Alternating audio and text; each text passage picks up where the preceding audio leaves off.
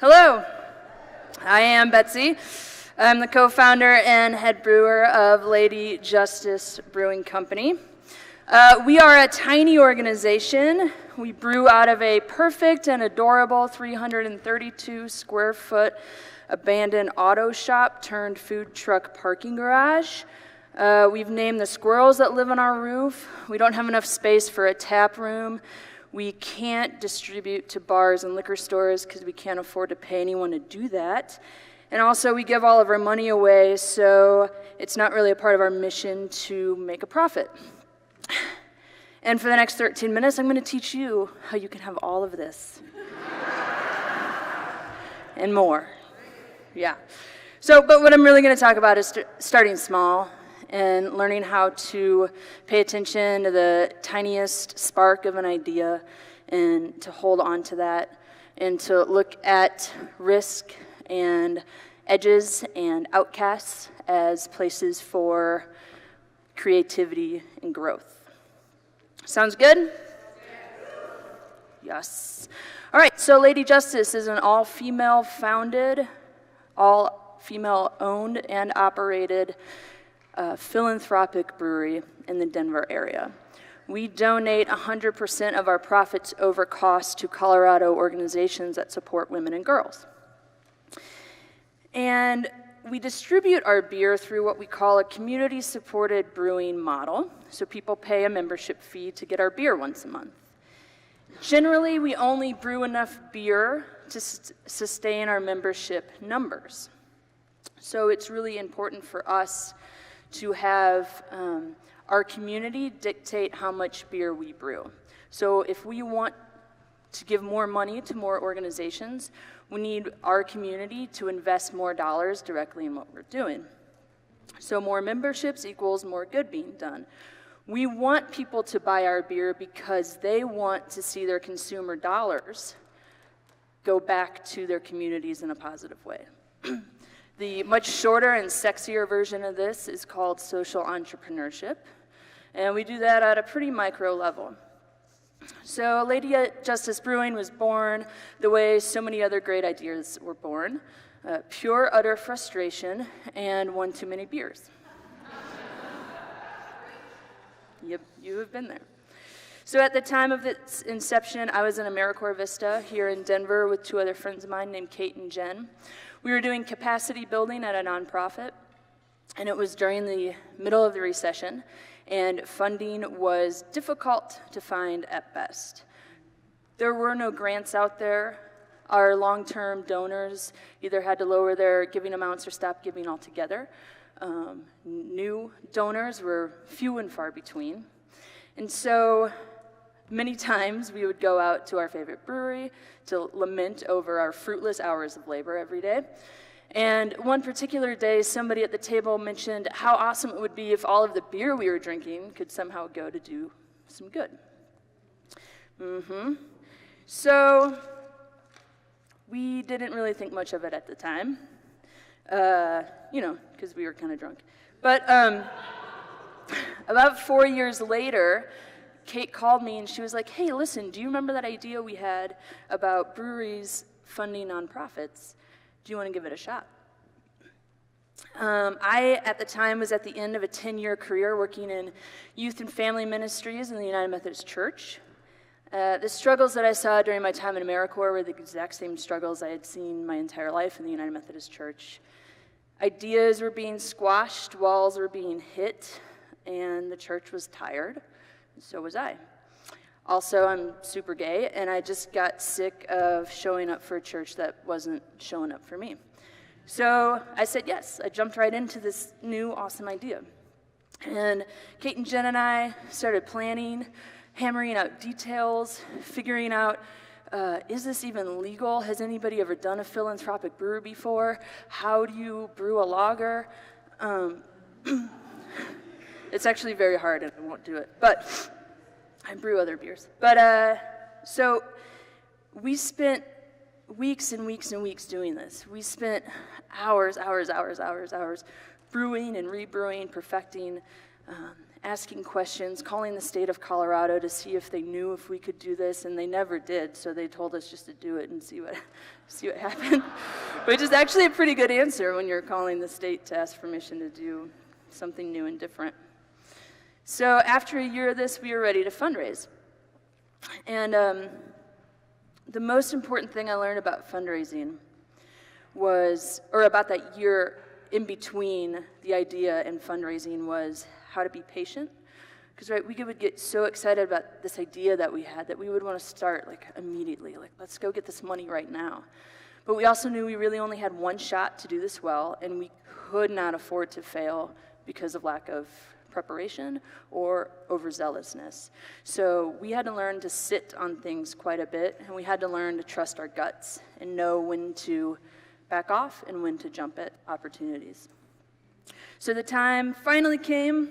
We were going to fundraise. We were going to do an Indiegogo crowdsourcing campaign. We were going to tell people that we were going to, our goal was $15,000. Secretly, Kate and Jen and I knew we needed about $20,000. And if you think that sounds like a very tiny amount of money, let me tell you that not a single person in the brewing industry that we talked to about this thought that this was a good idea. They all thought we needed $300,000 and a brewing system that was at least 7 times the one that we had our eye on, right?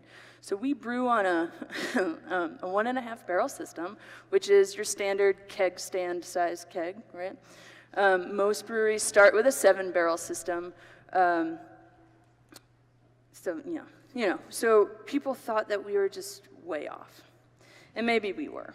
But anyway, there we were, getting ready to convince people to buy into a company that can't make any money, that is aiming too low and too tiny. So we sat our friends down on a couch in Jen's living room. We gave them beer. We gave them our idea for the brewery, and we told them our fundraising plan.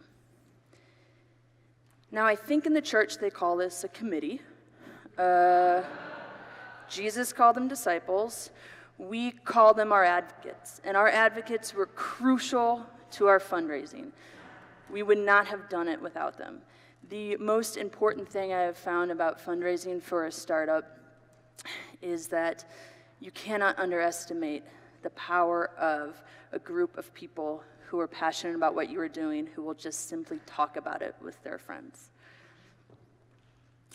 So they did. They talked about it with their friends. We launched our campaign on July 13th, 2015. And 7 days later, we were fully funded. And by the end of our 30-day campaign, we had raised over $19,000 from 157 separate donors. Yeah, it was cool. I was at work all day, like checking my phone and like being in a meeting and trying not to freak out.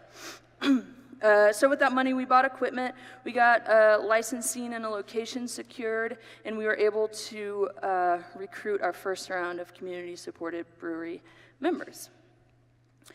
We opened up our doors legally in September 2016, and since that point, we have had 3 membership rounds totaling about 260 unique people. We've donated about $2,000 to Colorado nonprofits via grants and in-kind donations. And we are moving into a bigger space in 2 weeks, and we have plans for a tap room later this year. Yeah. And you are going to get a chance to drink the beer tonight if you want to at dinner, right? I believe so. So this small yet sustainable fundraising works because we have a product that already exists. We didn't need to invent beer, and we did not need to convince people to spend all of their money on it. That product was already there. The motivation was already there. All we needed to do was just innovate the way that people thought about how to drink and buy their beer. So there's 2 reasons why people buy our beer. One is that they hear that we make a great product and they want to try it. And the second is that their values align with our mission. And that is really, that's the secret, go and do whatever you need to do now. But we know it's harder than that, right? So I was a lifelong cradle poster child, United Methodist, right? Born, raised, baptized, confirmed, church staff, summer camp director. My wife and I were the very first same-gender couple to get a legal civil union inside the walls of United Methodist Church in Colorado. So, right, I was in this for the long haul. Perkins alum. I had the education. Yeah, what's up? Go Mustangs. Right? Was it the Mustangs? They always do that stupid thing.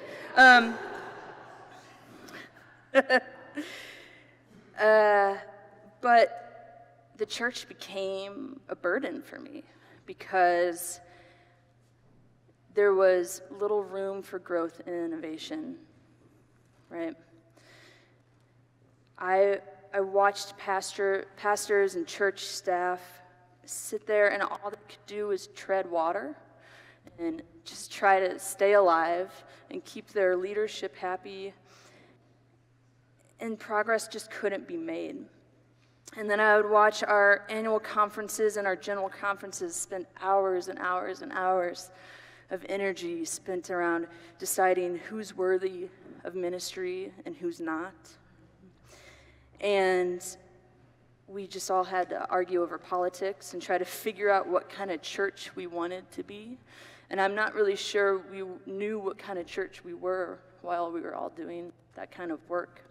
And I have worked in conservative churches and moderate churches and progressive churches. I've done ministries in small towns and suburbs and high-tech, super affluent, very, very white yuppie towns that are 30 miles north of here.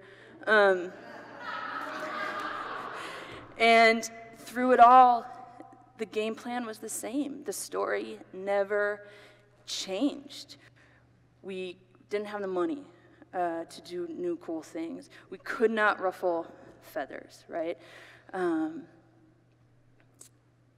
sat there and I watched these pastors who were friends of mine who graduated from Perkins, super bright, young, intelligent people with some of the coolest approaches in ministry I'd ever seen in my life, being assigned to 3-point charges at 3 different towns at 3/4 time because their leadership had no idea what to do with that kind of energy and that kind of body, right?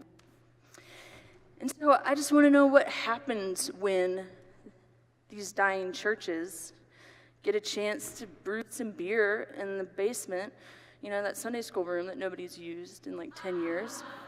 There are never windows in the basement Sunday school rooms, which is really great for fermentation for beer and bottling. I'm just putting that out there. Yeah, right? What happens when those punk kids in the parking lot who are ruining all of the asphalt, what if you just let them build their skate park in that section of the parking lot? There hasn't been a car parked there in like 10 years. There's always a way around liability, right? You are all thinking to me, we can't do that. Insurance. What happens when that kid in the church who just won't stop at the parkour already just gets to build the climbing wall where the old preschool used to be, right? So these are not bright ideas. This is nothing new, and this probably isn't something you've never thought of before. The difference is that these simple ideas, they're really quite simple, but they change things in just a way that make people feel uncomfortable enough to scare the crap out of them for whatever reason, right? And so as leaders in these churches, you get these great innovative ideas. You want to go, go, go, go, go. And then other people are like, right? So I'm just going to suggest to you that you have to keep going. I wasn't able to do what I needed to do in my ministries to stay in the church. That doesn't mean that the church is going to die and all of the cool people are leaving, because you guys are still here. I like you all a lot. I appreciate the work that you do. I think there's still hope for the church. I think there's still a lot of work to be done. I think you can start small. I think you can gather your friends in a living room and give them beer and just listen to your frustrations and your passions and see whatever tiny tipsy idea sparks for you and just hang on to it and see what might happen down the road. Thank you.